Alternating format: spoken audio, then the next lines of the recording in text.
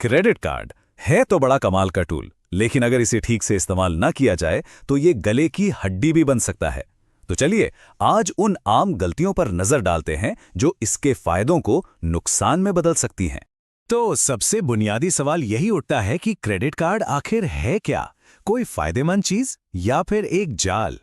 और सच कहूं तो इसका जवाब इस बात पर निर्भर करता है कि इसे इस्तेमाल कैसे किया जाता है। और बस यही है आज की पूरी बातचीत का निचोड़। सही जानकारी और अच्छी आदतों के साथ क्रेडिट कार्ड सिर्फ खर्च करने का एक जरिया नहीं रहता, बल्कि एक शानदार संपत्ति बन सकता है जो क्रेडिट स्कोर भी बनाता है और रिवॉर्ड्स भी दिलाता है। तो ठीक है, अब जरा गहराई में उतरते हैं। सबसे पहले बात करते हैं अकाउंट मैनेजमेंट की, मतलब वो बेसिक आदतें जो एक अच्छी क्रेडिट प्रोफाइल की नींव रखती हैं। तो इस सेक्शन में हम 4 बहुत कॉमन गलतियों पर नजर डालेंगे।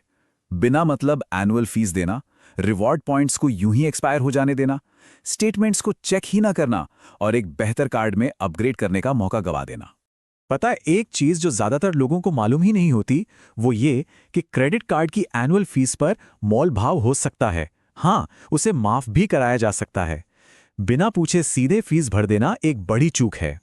और ये आंकड़ा देखिए जरा, करीब करीब 70% कार्ड कंपनियां अपने कस्टमर्स के साथ फीस पर बात करने के लिए तैयार रहती हैं। सोचिए, रिन्यूअल से पहले बस एक कॉल और पैसे बच सकते हैं। अच्छा, अगली गलती, ये तो और भी दुखद है। हम इतनी मेहनत से रिवॉर्ड पॉइंट्स कमाते हैं और फिर उन्हें बेकार जाने देते हैं। ज्यादातर पॉइंट्स 2-3 साल में एक्सपायर हो जाते हैं। ये तो ऐसा हुआ जैसे कमाए हुए पैसे को फेंक दिया हो। और हाँ, इस आदत को तो बिल्कुल भी हल्के में नहीं लेना है। हर महीने अपना स्टेटमेंट चेक करना धोखाधड़ी या किसी भी गलती को पकड़ने का सबसे पहला और सबसे अच्छा तरीका है। ये आपका फर्स्ट लाइन ऑफ डिफेंस है। सोचिए, अगर 1-2 साल से पेमेंट का रिकॉर्ड एकदम साफ सुथरा है तो एक बेहतर प्रीमियम कार्ड मिल सकता है। ज्यादा लिमिट, बेहतर फायदे। तो अपग्रेड के लिए रिक्वेस्ट ना करना मतलब एक बहुत बड़ा मौका हाथ से जाने देना। चलिए, अब आते हैं दूसरे सबसे जरूरी हिस्से पर। यहां हम पेमेंट से जुड़ी 2 ऐसी बड़ी गलतियों की बात करेंगे जिनका असर सीधा सीधा हमारी फाइनेंशियल हेल्थ पर पड़ता है। ये 2 गलतियां हैं। सिर्फ मिनिमम अमाउंट ड्यू, यानी जो सबसे कम रकम होती है बस वो भर देना, और दूसरी पेमेंट की तारीख ही भूल जाना। दोनों ही बहुत बहुत ज्यादा नुकसानदायक हैं। ये मिनिमम पेमेंट का ऑप्शन ना देखने में बड़ा आसान लगता है, पर सच तो ये है कि ये एक बहुत बड़ा फाइनेंशियल ट्रैप है। मिनिमम पेमेंट करने का सीधा सा मतलब है कि जो भी पैसा बचा है उस पर भारी भरकम ब्याज देने के लिए तैयार हो जाइए। और ये ब्याज कितना होता है जरा सुनिए। बची हुई रकम पर सालाना 30 से 40% तक का ब्याज लग सकता है। इस रेट पर तो कर्ज रॉकेट की स्पीड से बढ़ता है। अब ये शायद वो सबसे बड़ी गलती है जो कोई अपने क्रेडिट स्कोर के साथ कर सकता है। पेमेंट पूरी तरह से मिस कर देना। एक भी पेमेंट चुका तो इसका सीधा और बहुत बुरा असर क्रेडिट रिपोर्ट पे पड़ता है। और ये टेबल देखिए, ये नुकसान कितना बड़ा हो सकता है ये साफ साफ दिखाती है।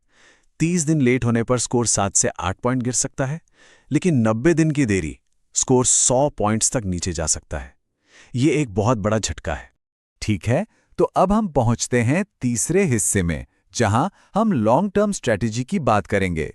ये वो गलतियां हैं जिनका असर धीरे धीरे होता है, लेकिन होता बहुत गहरा है। तो इस सेक्शन में हम 4 बड़ी स्ट्रेटेजिक गलतियों को समझेंगे। कम क्रेडिट लिमिट रखना, क्रेडिट यूटिलाइजेशन का खराब होना, पुराने कार्ड बंद कर देना और धड़ाधड़ बहुत सारे नए कार्ड्स के लिए अप्लाई करना। आगे बढ़ने से पहले एक बहुत जरूरी टर्म को समझना होगा, क्रेडिट यूटिलाइजेशन रेशो।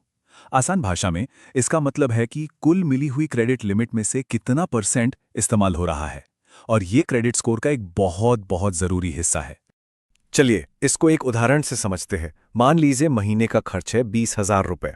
अगर कार्ड की लिमिट 50,000 है तो यूटिलाइजेशन हो गया 40%, जो कि काफी ज्यादा है।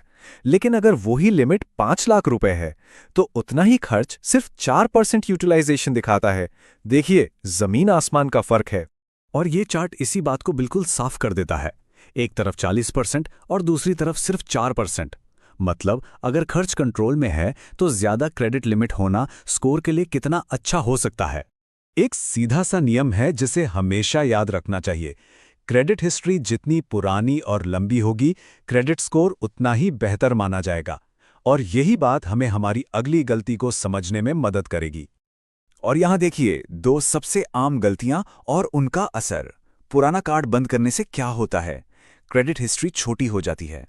और बार-बार नए कार्ड के लिए अप्लाई करने से इससे लगता है कि शायद पैसों की कोई दिक्कत चल रही है। तो ठीक है, हमने गलतियों को तो समझ लिया। अब इस बातचीत को एक कदम आगे ले जाते हैं। सिर्फ गलतियों से बचने की नहीं, बल्कि एक पावर यूजर बनने की बात करते हैं। मतलब क्रेडिट कार्ड को अपने फायदे के लिए कैसे इस्तेमाल करें। तो ये हैं वो 4 आदतें जो एक पावर यूजर बनाती हैं। बिल पेमेंट्स को ऑटोमेट कर दें ताकि कभी कोई पेमेंट मिस ही ना हो। एनुअल फीस के लिए हमेशा बात करें। अपने सबसे पुराने कार्ड को कभी बंद ना करें, उसे एक्टिव रखें। और हर महीने बिना भूले अपना स्टेटमेंट जरूर चेक करें। ये आदतें आपको हमेशा कंट्रोल में रखेंगी। और आज की ये चर्चा हम इसी एक सवाल के साथ खत्म करते हैं। आज हमने जो कुछ भी जाना, उसके बाद वो कौन सी एक आदत है जिसे फौरन बदला जा सकता है।